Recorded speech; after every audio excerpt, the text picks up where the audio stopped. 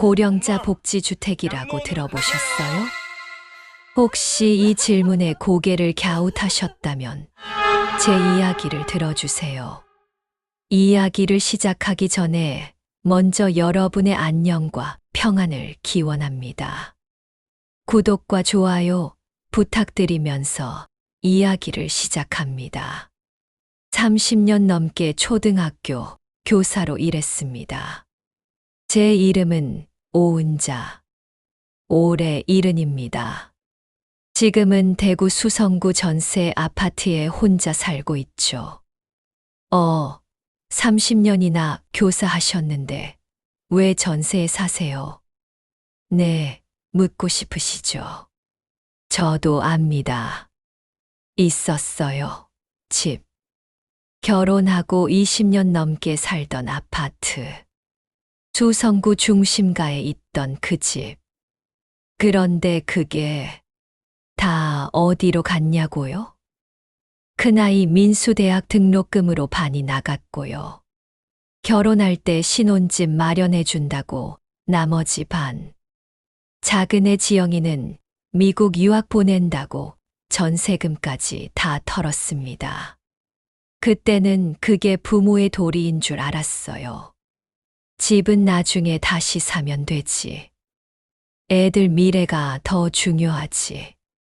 그렇게 스스로를 다독이며 집을 팔았죠. 그게 벌써 10년 전입니다. 그때 딱 이 말 하나만 들었어도 달랐을 텐데.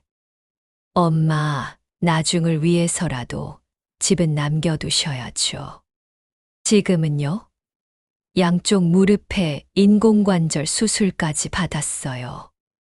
혼자 계단 오르내리는 것도 버겁습니다. 며느리는 제 눈치를 보고 딸아이는 회사 일 바빠라며 전화를 피해요. 그나마 퇴직 전 쓰던 교직 수첩 하나. 지금도 서랍 깊숙한 곳에 고이 모셔두고 있습니다. 거기에 빨간 펜으로 제가 직접 써놨거든요. 자식에게 경제권 절대 넘기지 말 것. 독립 공간 반드시 확보할 것. 내 삶은 내가 결정할 것. 참 아이러니하죠. 30년간 학부모들한테 이런 조언해주면서 정작 저 자신은 하나도 실천 못했으니까요. 며칠 전이었어요. 큰아들 민수가 집에 왔습니다. 한참을 머뭇거리더니 이렇게 말하더군요. 엄마, 요양원 한번 생각해 보세요. 그 순간 심장이 철렁 내려앉았습니다. 요양원. 그 말의 진짜 뜻을 저는 압니다. 그건 집 나가라는 말이었어요. 30년을 교사로 일하며 수없이 봤거든요. 처음엔 자주 올게요 라던 자식들이 결국 명절에도 안 오더라고요. 요양원이 안전한 곳이 아니라 안전한 감옥이 되는 순간이지요. 그 얼굴들이 지금 제 모습 위에 겹쳐졌습니다.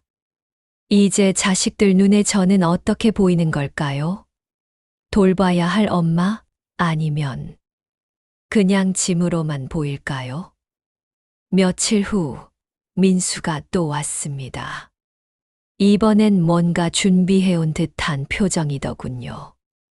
엄마, 이 집 전세금. 이제 슬슬 정리할 때 되지 않았어요? 순간 숨이 막혔습니다. 전세금을. 왜?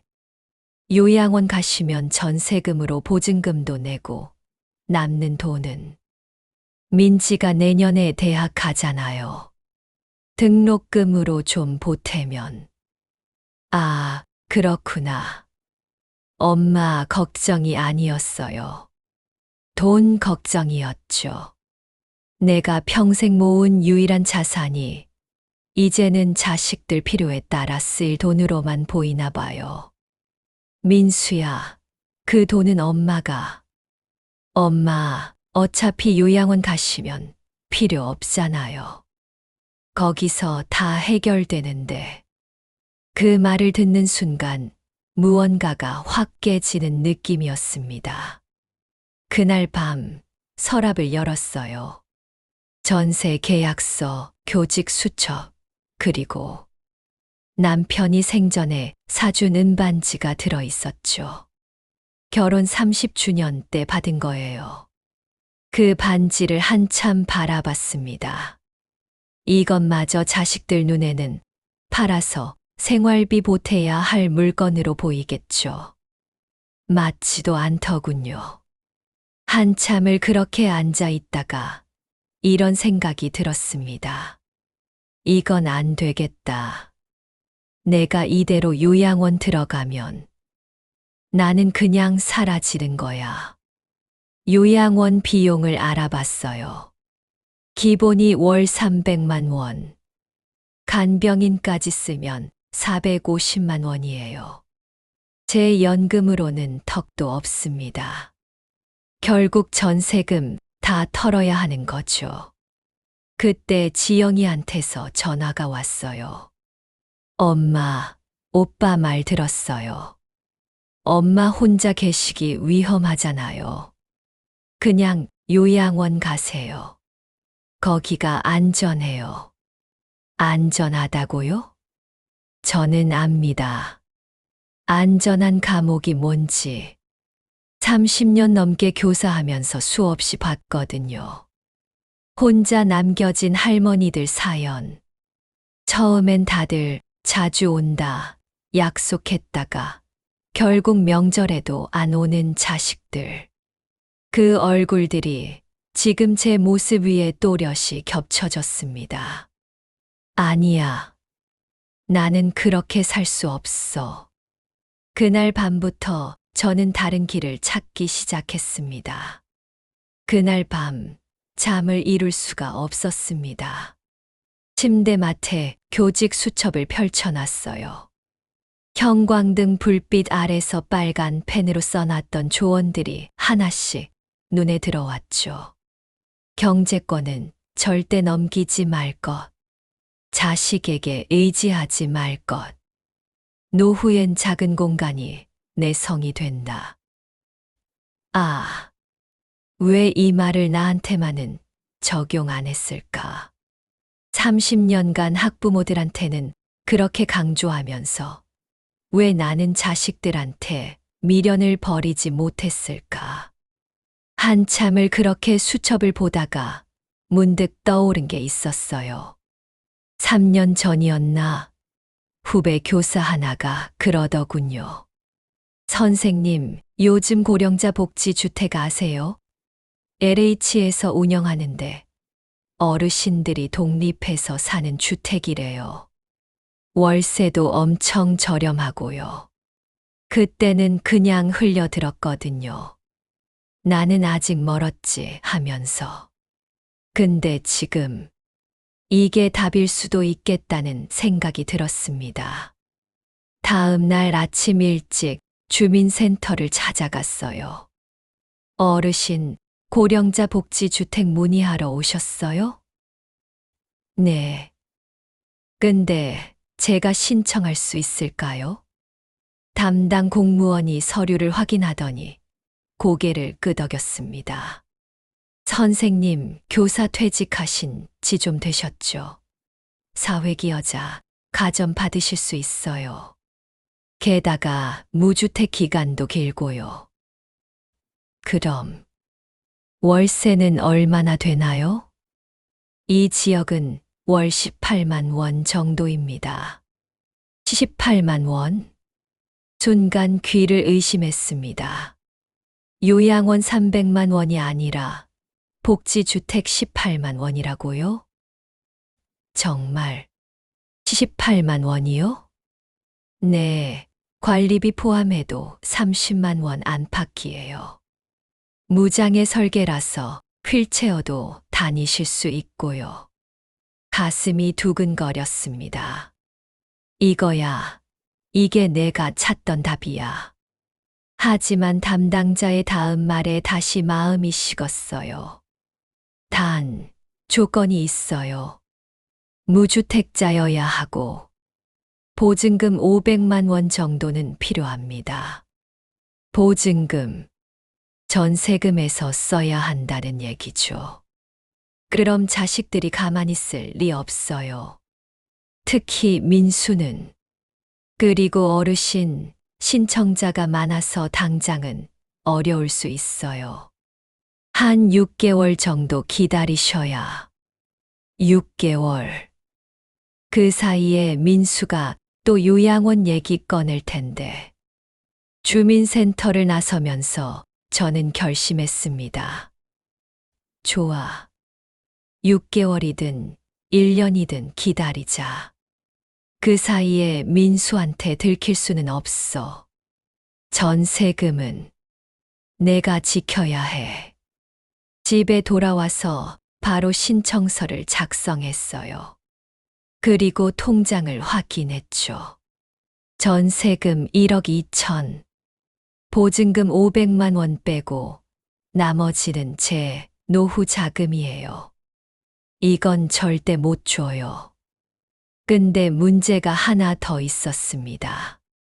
민수가 제 통장 비밀번호를 알고 있다는 거예요. 몇 년 전에 제가 아파서 병원비 낼 때 알려줬거든요. 그날 밤 은행 앱을 켜서 비밀번호를 바꿨습니다. 손이 떨렸어요. 이게 맞는 걸까? 내 자식을 믿지 못하다니. 하지만 이건 신뢰의 문제가 아니에요. 생존의 문제입니다. 복지주택 신청서를 낸 다음 날 민수한테 전화를 했습니다. 어차피 언젠가는 알게 될 테니까요. 차라리 제가 먼저 말하는 게 낫겠다 싶었어요. 민수야, 엄마가 좋은 소식 하나 있어. 복지주택 신청했어. 월세 18만 원에 관리비 합쳐도 30만 원 안 돼. 엄마 연금으로 충분히 감당 가능해. 전화기 너머로 침묵이 흘렀습니다. 한참 후에 민수가 말했어요. 그럼 전세금은 어떻게 하실 건데요? 역시 그 걱정뿐이네요. 보증금 500만 원만 쓰고 나머진 엄마가 관리할 거야. 엄마, 목소리 톤이 달라졌어요. 민지 등록금이랑 제 사업 자금도 지금 급한데 엄마 혼자 그 돈 다 가지고 계실 거예요. 순간 등골이 서늘해졌습니다. 그 돈. 민수 입에서 나온 그 말. 내 돈이 아니라 그 돈이라고 했어요. 민수야, 그건 엄마 노후 자금이야. 노후 자금이요? 복지주택 하시면 월 30만 원이면 되잖아요. 1억 넘는 돈이 왜 필요해요? 말문이 막혔습니다. 내가 뭐라고 설명해야 할까요? 병원비, 간병비, 만약의 상황? 다음 날 지영이가 집에 왔습니다. 엄마, 오빠한테 들었어요. 복지주택이요. 거기 정말 안전해요? 안전하지. 무장의 설계라고 휠체어도. 그게 아니라요, 엄마. 지영이가 말을 잘랐어요.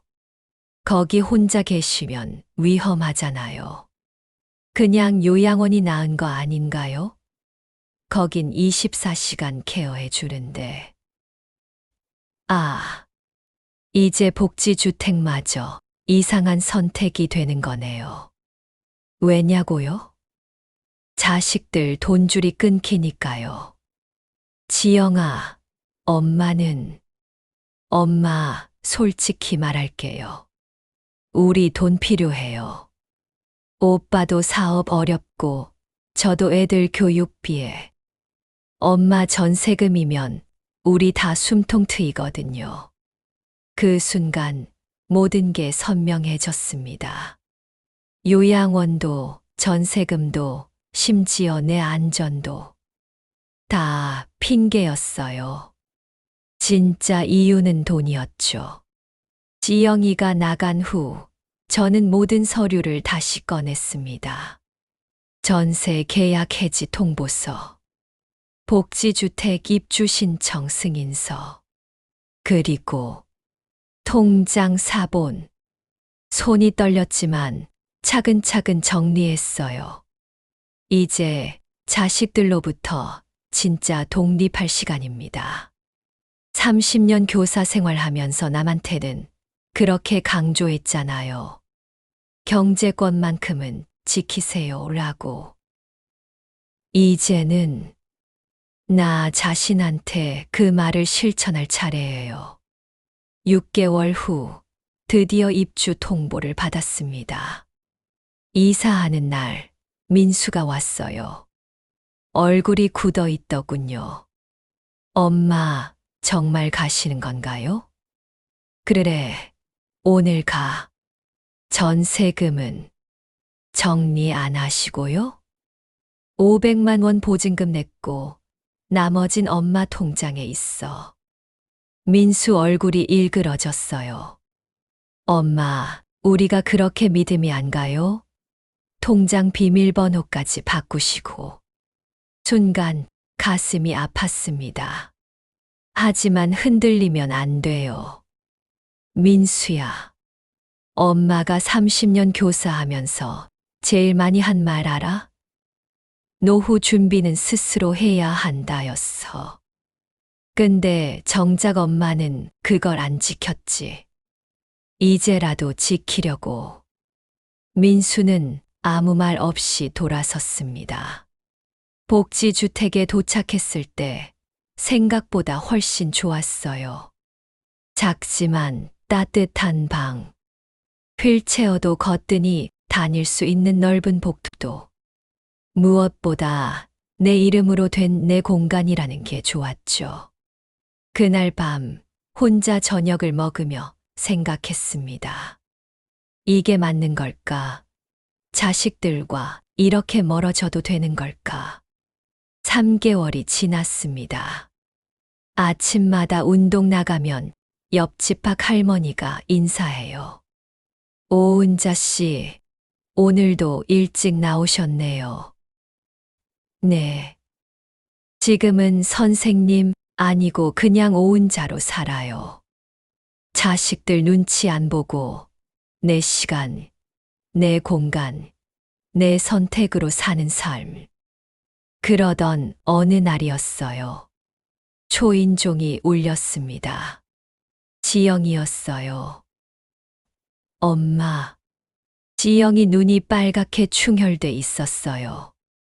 엄마, 미안해요. 이제야 엄마가 얼마나 용기 있는 선택을 하셨는지 알겠어요. 지영아, 엄마가 우리한테 의지 안 하고 혼자 사신다고 했을 때 저는 서운했어요. 근데 시어머니가 요양원 가신 거 보고 알았어요. 거기서 점점 기운 잃어가시는 거. 엄마는 그게 싫으셨던 거죠.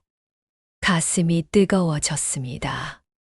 그래, 엄마는 끝까지 내 발로 서고 싶었어.